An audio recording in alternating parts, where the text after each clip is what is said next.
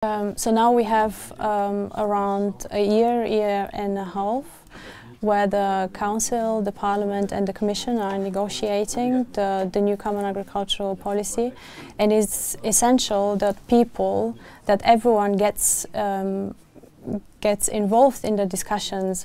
Everyone knows that their local MEP is responsible for taking decisions on that, know that their agricultural minister is the one deciding together with other agricultural ministers what is the future of the Common Agricultural Policy. And I would call on all citizens to contact their MEPs, to contact their ministers and demand from them to make the changes that are needed to achieve a long-term sustainable agricultural system which is respecting the environment, which is fair to the farmers and to the citizens. Thanks. And last question, do you think that people investing themselves in local alternatives such the I don't know in English, the community support to agriculture, yes, and stuff like that, is also a good way to make pressure on the political agriculture? Could you speak a little bit about that? Why do you think there is a link between local citizen alternative and the politics? What is the link? I think that a lot of alternative solutions and a lot of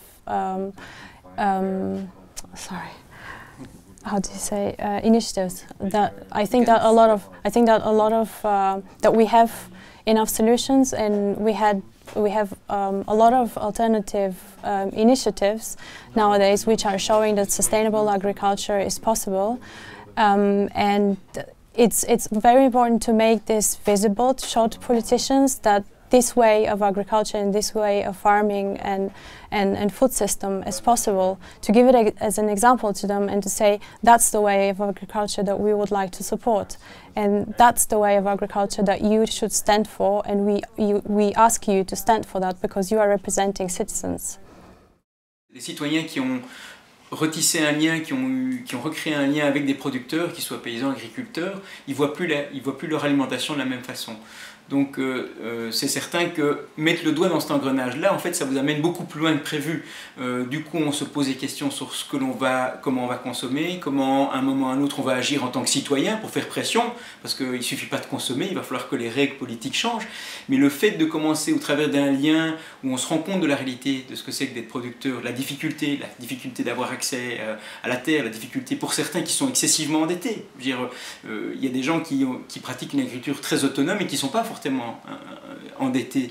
Mais tous ceux qui ont suivi ce qu'on leur a dit pendant des années, tu dois te moderniser, tu dois faire ceci, t'engager dans ce modèle productiviste, ils sont excessivement endettés, et pour eux, se reconvertir, c'est une excessive difficulté, c'est extrêmement difficile. Donc tant qu'on n'a pas rencontré des gens qui te disent ben, moi en attendant, je dois rembourser mon hangar, je dois rembourser, et qui te parlent de cette réalité, on réajuste sa façon de voir d'abord les paysans et les acteurs d'une autre façon, on les comprend mieux, et puis surtout on se dit ben, je vais plutôt essayer de les aider eux en achetant leur production, et où c'est les producteurs qui gagnent leur vie avec ce qui est produit, de ce que l'on mange, plutôt que ce que l'on fait la plupart du temps, c'est-à-dire manger des produits qui sont transformés, industrialisés, et où l'industrie, l'agroalimentaire, elle a fait pression sur les paysans pour avoir le moins cher possible, capter la plus-value, donc les profits. Donc on a effectivement intérêt à recréer du lien, et après ça nous donnera envie de peut-être, voilà, pour ceux qui ont la chance d'avoir du temps, de reproduire, de recuisiner eux-mêmes, mais c'est d'abord la population qui a le moins de mal financièrement, qui n'est pas dans la précarité, à faire des efforts, parce qu'il y a une population précarisée qui pour eux, mettre plus d'argent dans la nourriture est une difficulté. Et c'est pas à eux que je vais donner des conseils, parce que sur le fond, c'est au travers de loyers moins élevés ou de meilleurs salaires qu'on va résoudre le problème de la nourriture. Mais demain, défendre la souveraineté alimentaire, ça veut dire mettre aussi un prix juste pour la nourriture. Et si on met un prix juste, même par des circuits courts, même avec une agriculture qui ne doit pas acheter très cher des semences ou très très cher des engrais et des pesticides, elle sera plus chère parce que la plupart du temps, les gens qui font bien l'agriculture, qui défendent un modèle, ils s'exploitent eux-mêmes parce qu'ils y croient. Et donc ce qu'il faut, c'est permettre aux gens de vivre décemment, de pouvoir avoir l'occasion d'envoyer leurs enfants à l'UNIF ou ailleurs, dans les métiers, n'importe lequel métier d'ailleurs, qu'importe, mais avoir l'occasion de choisir et de vivre décemment en faisant une production agricole. Aujourd'hui, les gens nous disent on peut s'en sortir à un prix identique ou inférieur. Ça, moi, j'y crois pas beaucoup. Je pense que oui, on peut mieux répartir l'argent. Il y en a qui reçoivent beaucoup trop d'argent qu'ils ne méritent pas et d'autres qui galèrent. Dans les faits, si on paye bien les paysans, les producteurs, si on travaille de manière diversifiée sur des espaces de culture qui restent petits, qu'on ne fait pas des cultures sur 200-300 hectares, qu'on paye bien les gens qui récoltent les fruits et les légumes, qu'on paye bien les gens qui les transportent dans les camions, qu'on n'exploite pas les transporteurs, qu'on paye bien les gens qui transforment, parce qu'il y a certains métiers de transformation dans les petits des PME qui travaillent, ces emplois sont très légitimes. Transformer de la viande en saucisson de temps en temps, c'est très bien. Manger de saucisson tous les jours, non, mais manger de temps en temps, c'est des métiers très légitimes. Si on paye tous ces métiers-là, notre nourriture, elle va coûter plus cher. Et il faut être prêt à ça.